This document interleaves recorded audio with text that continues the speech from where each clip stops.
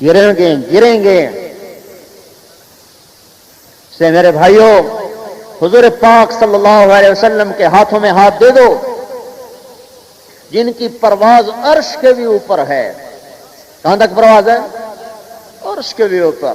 سارے پردے اٹھا کے اپنا آپ دکھا رہے، یا حبیبی، اے میرے حبیب. اللہ مکالمہ ہو رہا، موسیٰ علیہ السلام پہ تجلی پڑے، ہوش نہ آئے، اور یہاں ذات سامنے اور مکالمے ہو رہے ہوں. اتنی اونچی پرواز ہے محمد مصطفیٰ صلی اللہ علیہ وسلم.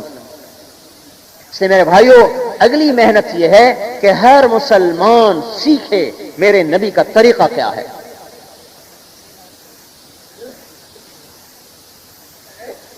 آج تک جو نبی کے طریقے کے خلاف کیا، یا اللہ معاف کر دے. تیرے حبیب کو ناراض کیا، یا اللہ معاف کر دے. بھلا وہ بھی ناراض کے قابل ہے کہ جو کائنات کی سرداری ملے اور طائف میں 3 میل پتھر پڑے اور لہو کے فوارے چھوٹے. ایک حدیث میں نے پڑھا، 7 آسمان کے فرشتے رونے لگے آپ کا حال دیکھ. زمین رونے لگی، طائف کے پہاڑ چیخ اٹھے آپ کا حال دیکھ کر. اور چلو ان کو تو آپ سے محبت تھی.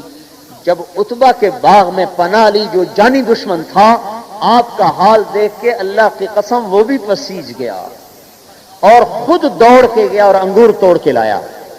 جس کے حال کو دیکھ کر جانی دشمن بھی لرز جائیں، ہم اس کے ساتھ بے وفائی کریں تو ہمارے ایمان کی سطح کہاں چلی گئی. عتبہ جیسا جانی دشمن بدر کی لڑائی میں جس کے سر پہ جھنڈا تھا، جب آپ کا حال، دونوں بھائی تھے عتبہ اور شیبہ،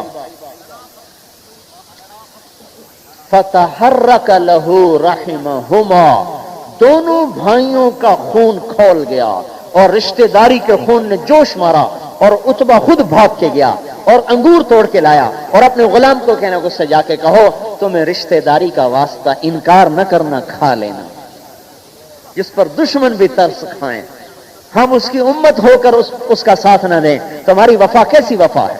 وہ احد کی لڑائی یاد کرو، جب آپ کو عتبہ بن ابی وقاص نے پتھر مارا، یہاں آ کے لگا، یہاں کے لگا، دانت ٹوٹ گئے، کڑیاں اندر گھس گئیں اور آپ چکرا کے زمین پر گرے اور غشی طاری ہوئی. ہوش میں آتے کہا یا اللہ اغفر لقومی فانہم لا یعلمون، انہیں عذاب نہ دینا، ان کو پتہ کوئی نہیں. یا اللہ انہیں معاف کر دینا، انہیں پتہ کوئی نہیں. ابن قمیہ نے تلوار کا وار کیا جو کندھے پہ پڑا، 1 مہینہ تک اس کا علاج ہوتا رہا جو زخم آپ کو یہاں لگا. ابن عبداللہ ابن قمیہ حذلی نے وار کیا تھا اور عتبہ بن ابی وقاص نے پتھر مارا جو یہاں لگا اور چکرا کے گرے ہیں، لہو کے فوارے چھوٹ گئے، دانت ٹوٹ گئے، کڑیاں گھس گئیں، لیکن اپنی امت کو یاد کر رہے ہیں.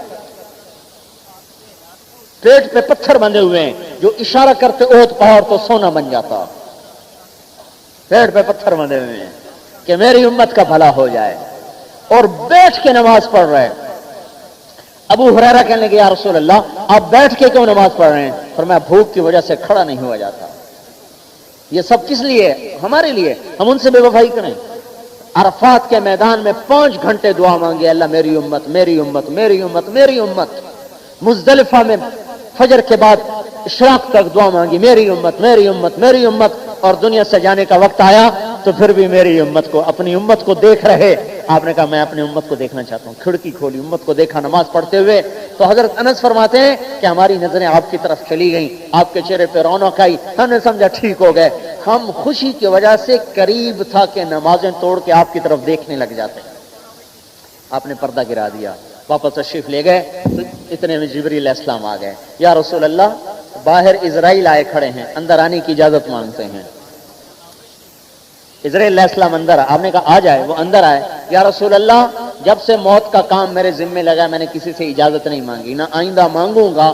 آپ کے بارے میں آپ کے رب کا ارشاد تھا کہ میرا حبیب اجازت دے تو اندر جانا، نہیں تو واپس چلے جانا. اور یا رسول اللہ جب سے میرے ذمے موت کا کام لگا ہے میں نے کبھی کسی سے پوچھا نہیں. آپ کے بارے میں آپ کے رب کا ارشاد ہے کہ میرے نبی سے پوچھ لینا، رہنا چاہیں تو ان کو اختیار ہے، آنا چاہیں تو ہم ملنا چاہتے ہیں. اب سنو، آپ نے کہا جبرائیل جاؤ اللہ کے پاس پوچھ کے آؤ کہ میرے بعد میری امت کے ساتھ کیا کرے گا، میں پھر بتاؤں گا کہ میں نے جانا ہے کہ رہنا ہے۔ تو ہم اس سے بے وفائی کریں کس کے لیے؟ 10 روپے کے لیے؟